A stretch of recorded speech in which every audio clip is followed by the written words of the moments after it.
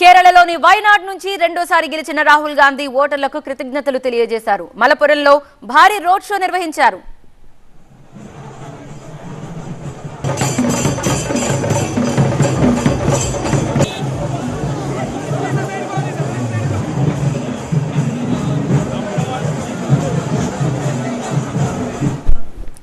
వైనాడ్లో కీలక వ్యాఖ్యలు చేశారు రాహుల్ గాంధీ. తనని రాయ్బరేలీ వైనాడ్ ప్రజలు గెలిపించారని, కానీ ఏ నియోజకవర్గాన్ని వదులుకోవాలో తెలియక డైలమాలో ఉన్నానని అన్నారు రాహుల్ గాంధీ. ప్రధాని మోదీపై తీవ్ర విమర్శలు చేశారు.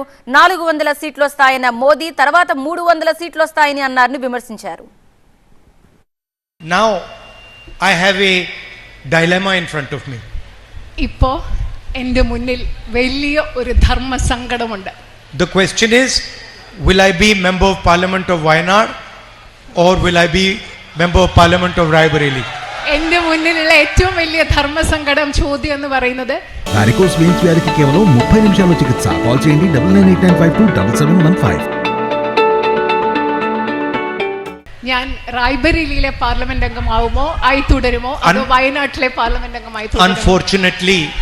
Unfortunately, like the Prime Minister, I am not guided by God. ദൗർഭാഗ്യകരമായി എനിക്ക് ധർമ്മസങ്കടമുള്ള എൻ്റെ കാര്യം പറയും. പ്രധാനമന്ത്രിയെ പോലെ പ്രധാനമന്ത്രിക്ക് എല്ലാം ചെയ്യണമെന്ന് പറഞ്ഞു കൊടുക്കുന്നത് ദൈവമാണ്. പക്ഷേ എൻ്റെ കാര്യത്തിൽ അങ്ങനെയല്ല. അതുകൊണ്ട് എനിക്ക് ആ I am a human being. ഞാനൊരു സാധാരണ മനുഷ്യനാണ്. You know, you saw in the election, first the Prime Minister said 400 par. നിങ്ങൾ ഇലക്ഷൻ സമയത്ത് കണ്ടു കാണാൻ പ്രധാനമന്ത്രി പറഞ്ഞു 400-ലധികം വോട്ടുകൾ, 400-ലധികം സീറ്റുകൾ. After that 400 par disappeared and 300 par came.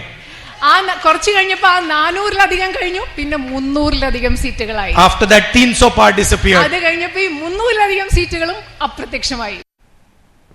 వైనాడు ఓటర్ల అభిప్రాయానికి అనుగుణంగా నడుచుకుంటానని అన్నారు రాహుల్ గాంధీ.